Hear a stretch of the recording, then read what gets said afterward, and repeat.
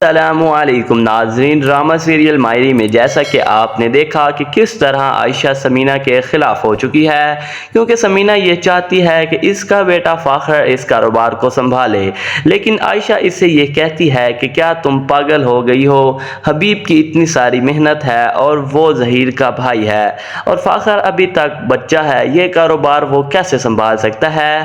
لیکن سمینہ اس بات پر ڈٹ جاتی ہے کہ فاخر اپنے باپ کا کاروبار خود سنبھالے گا۔ تو جب فاخر آفس جاتا ہے تو حبیب غصے میں آ کر ہر چیز اس کے آگے رکھ دیتا ہے کہ یہ کاروبار کا قرض ہے، یہ لاس ہے اور یہ فائنانس، یہ سب کچھ تم خود دیکھ لو اب۔ لیکن فاخر یہ کہتا ہے کہ آپ مجھے گائیڈ کریں، مجھے کیسے پتا ہو سکتا ہے کہ یہ سب کچھ کیسے کرنا ہے؟ لیکن حبیب صاف صاف انکار کر دیتا ہے کہ تم تو اب بڑے ہو گئے ہو تو اب خود ہی سنبھال لو۔ تو فاخر پر اب بہت بڑی ذمہ داری آنے کے بعد جب وہ گھر تشریف لاتا ہے تو وہ اینی کو ساری بات بتاتا ہے۔ تو اینی اسے یہ کہتی ہے کہ میں تمہیں اپنا زیور دے دیتی ہوں، تم جا کر وہ سیل کرو اور اس کاروبار کو کبھی بند مت ہونے دینا، اور جب تمہیں منافع آئے تو میرا زیور مجھے واپس بنوا کر دے دینا۔ لیکن فاخر اس سے یہ کہتا ہے کہ نہیں، ہم ایسا نہیں کر سکتے۔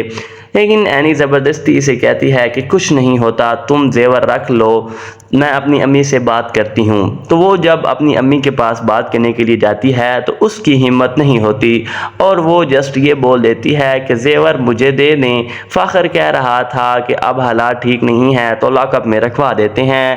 لیکن عائشہ یہ سمجھتی ہے کہ یہ ان لوگوں کی کوئی چال ہے، اب وہ میری بیٹی کا زیور بھی ہڑپنا چاہتے ہیں۔ تو وہ یہ کہتی ہے کہ میں نے زیور پہلے ہی لاک اپ میں رکھوایا ہوا ہے، تم پریشان مت ہو۔ لیکن کہانی میں اصل موڑ تو اب آیا ہے، کیونکہ عائشہ نے اپنا اور اپنی بیٹی کا سارا زیور اپنی اماں کے پاس رکھوایا ہوا ہے۔ تو عالیہ کو یہ سب کچھ پتا چل چکا ہے کہ ان لوگوں کے پاس اتنا زیور موجود ہے۔ وہ اسی ٹائم فوراً اپنی بہن راحلہ کے گھر پہنچ جاتی ہے اور اسے ساری بات بتاتی ہے۔ ناظرین، اب آگے آپ یہ دیکھیں گے کہ راحلہ اب حبیب کو مکمل طور پر اپنے ہاتھ میں کرے گی اور اس کے بعد وہ زیور تک پہنچے گی۔ اس کی پوری کوشش ہوگی کہ وہ یہ زیور چرا لے، اور جب اینی اپنی اماں کو اتنا زیادہ فورس کرے گی کہ ہمیں زیور چاہیے کاروبار کے لیے، تو جب عائشہ اپنی امی سے بات کرتی ہے کہ ہمیں زیور دیں، لیکن وہاں زیور موجود نہیں ہوگا، جس کے بعد گھر میں ایک اور بہت بڑا ہنگامہ کھڑا ہو جائے گا۔ آپ نے پچھلی ایپیسوڈ میں دیکھا کہ کس طرح راحلہ حبیب کو اپنے پیار کے جال میں پھنسا رہی ہے اور دونوں بہنیں مل کر اس زیور کو چرا لیں گی۔ یہ سب کچھ کرنے میں راحلہ اور اس کی بہن عالیہ کس طرح کامیاب ہوتے ہیں، یہ سب کچھ جاننے کے لیے ہمارے ساتھ منسلک رہیں۔ اگر آپ کو ہماری یہ ویڈیو پسند آئی ہے تو ہمارے اس چینل کو سبسکرائب کریں، لائک کریں اور اپنے دوستوں کے ساتھ شیئر کریں۔ اللہ نگہبان۔